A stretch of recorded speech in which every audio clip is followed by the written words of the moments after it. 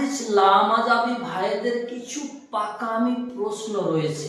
তার মধ্য থেকে এমন একটা প্রশ্ন, এই প্রশ্নটি এসে আপনাকে তারা যে কোনো টাইমে জিজ্ঞাসা করতে পারে। যদি আপনাকে এই প্রশ্ন জিজ্ঞাসা করে, সেই প্রশ্নটির উত্তর আপনাকে আমি শিখিয়ে দিচ্ছি, এই উত্তরটি আপনি দিয়ে দিবেন, আপনার কাছে থেকে সে সুর করে পালিয়ে যাবে লেজ গুটিয়ে। আহলে হাদিস লামাযাবি ভাইদের সেই সমস্ত পাকামি প্রশ্নের মধ্যে থেকে একটা প্রশ্ন, যেমন আল্লাহ কোথায় থাকেন, আল্লাহ কোথায় আছেন।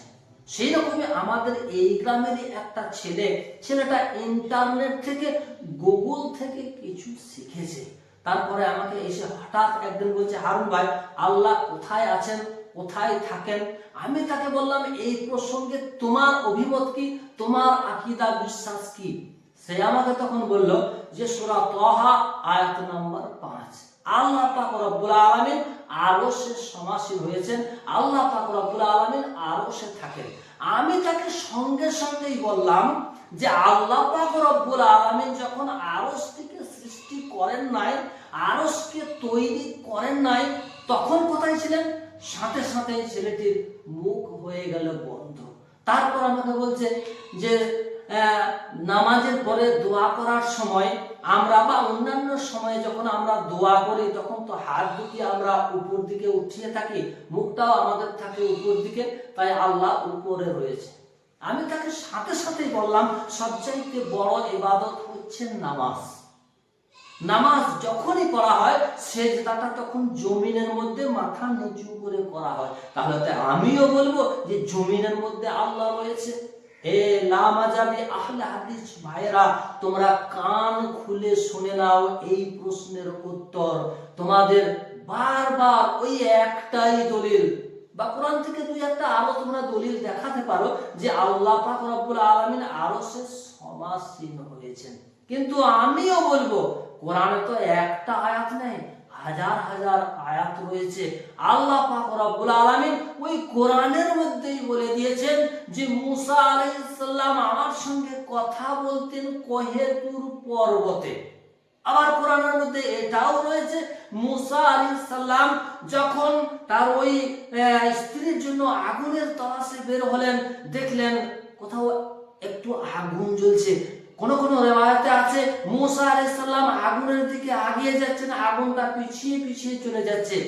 আবার কোন কোন রিওয়ায়াতে রয়েছে যে মুসা আলাইহিস সালাম ওই মুসা আলাইহিস সালামের দিকে আগুনটি এগিয়ে আসছে, আর মুসা আলাইহিস সালাম পিছিয়ে পিছিয়ে যাচ্ছে ক্ষণেকের মধ্যে আগুনের ভিতর থেকে। আবার এমনটাও রয়েছে গাছের ভিতর থেকে আওয়াজ আসছে, হে মুসা তুমি যেটা আগুন ভেবেছো ওটা আগুন নয়, এটা তোমার রব আল্লাহ কথা বলছে। তাহলে তোমাদের কথা মোতাবেক তাহলে ওই গভীর জঙ্গলের মধ্যে কি আল্লাহ পাক রব্বুল আলামিন আগুনের মধ্য দিয়ে মুসা আলাইহিস সালামের সঙ্গে কথা বলেননি? কোহেতুর পর্বতের মধ্যে মুসা আলাইহিস সালামকে আল্লাহ পাক রব্বুল আলামিনের সঙ্গে কথা বলেননি? আমরা আহলে সুন্নাত ওয়াল জামাতের লোক, আমরা আরশেও মানি, ফরশেও মানে, কিন্তু তোমরা লামাযাবি আহলে হাদিস হয়ে একটিকে বিশ্বাস করেছো আরশে রয়েছে, ফরশে রয়েছে, এটিকে করেছো অবিশ্বাস। আর অবিশ্বাস করে তোমরা ঈমান নামক মূল্যবান জিনিসটিকে তোমরা হারিয়ে ফেলেছো। তর্কের খাতিরে কিছুক্ষণের জন্য মেনে নিলাম যে আল্লাহ পাক রব্বুল আলামিন আরশে রয়েছেন, কিন্তু আল্লাহ পাক রব্বুল আলামিন যখন আরশটিকে সৃষ্টি করেন নাই, তখন কোথায় ছিলেন? পারবে তুমি উত্তর দিকে? বুকে দম রয়েছে তোমার? আল্লাহ পাক রব্বুল আলামিন আরশ সৃষ্টির আগে কোথায় ছিলেন? তোমরা আল্লাহ পাক রব্বুল আলামিনকে আরশের মধ্যে সীমাবদ্ধ করে আল্লাহকে তোমরা ছোট করে দেখো। যেমন এটিকে আমি উদাহরণ দিয়ে বুঝিয়ে দিচ্ছি, মানুষ থাকার জন্য, শোয়ার জন্য, বসবাস করার জন্য ঘর বানায়, কিন্তু মানুষের থেকে ওই ঘরটিকে করতে হয় বড়, তবেই তো সেই মানুষটি সেই ঘরের মধ্যে শুয়ে থাকতে পারে, দাঁড়িয়ে থাকতে পারে, বসে থাকতে পারে, চলাফেরা করতে পারে। তোমরা বলছো আল্লাহ পাক রব্বুল আলামিন আরশের মধ্যে সমাসীন হয়েছেন, তাহলে তোমরা তো আল্লাহ পাক রব্বুল আলামিনকে ওই আরশের থেকে ছোট করে দিচ্ছ। যেহেতু যুক্তি স্বরূপ তোমরা যেমন যুক্তি দেখাতে পারো, আমরাও সেরকম যুক্তি দেখাতে পারি।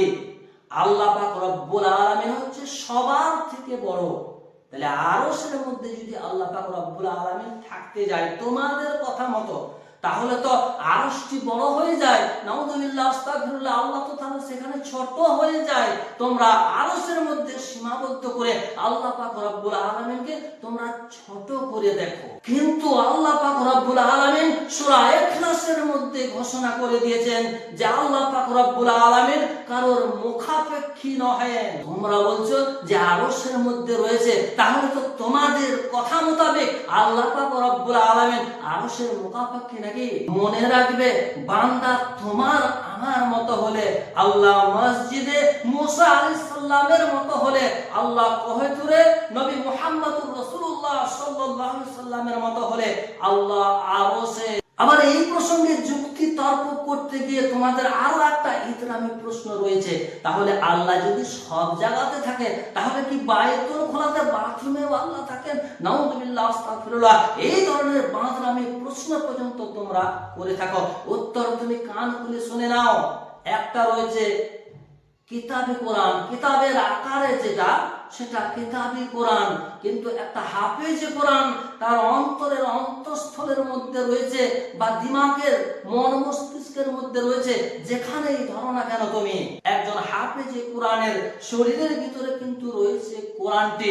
আমরা যদি কোরআনকে সাথে নিয়ে বাথরুমে যাই, গুনাহ হবে, এবং অন্য কেউ দেখে ফেললে তারা আমাদেরকে বলবে ব্যক্তিটা, ছেলেটা, লোকটা বেয়াদব। কিন্তু একজন হাফেজে কোরআন যখন বাথরুমের মধ্যে যায়, তখন তোমাদের কথা মোতাবেক কোরআনটিকে, হাফেজে কোরআনটি বের করে রেখে দিয়ে তারপর বাথরুমে যায় নাকি? মনে রাখবে, যখন একটা জিনিসের আকার হয়, কিতাব আকারে যখন হয়, তখন তার হুকুম আহকাম আলাদা। কিন্তু ওই কোরআনটি যখন কোনো মানুষের ভিতরে থাকে, তখন তার হুকুম আহকাম আলাদা। আল্লাহ পাক রব্বুল আলামিন নিরাকার, তিনি সব জায়গাতেই বিরাজমান। তোমরা আকার বানিয়ে আল্লাহ পাক রব্বুল আলামিনকে আরশের মধ্যে সীমাবদ্ধ করে দিয়েছো, আল্লাহ পাক রব্বুল আলামিনকে তোমরা ছোট করে দিয়েছো। আমরা আহলে সুন্নাত ওয়াল জামাতের লোক, আমরা আরশে, ফরশে, জমিনে সব জায়গাতে আল্লাহকে বিরাজমান মনে করি। আমাদের আকীদা, বিশ্বাস অটুট রয়েছে আহলে সুন্নাত ওয়াল জামাতের মতাদর্শের অনুযায়ী।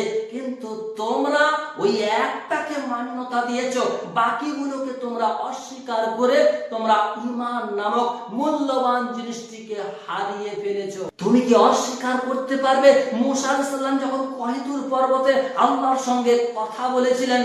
তুমি কি এটা অস্বীকার করতে পারবে যে ওই মুহূর্তে, ওই সময়ে কহিতুর পর্বতের মধ্যে আল্লাহ ছিল না? এটা তুমি বলতে পারবে? অতএব এই ধরনের মূর্খামি থেকে, বাঁদরামি থেকে, ইতরামি থেকে তুমি সরে যাও, না হলে তোমার ঈমানটা হয়ে যাবে ধ্বংস।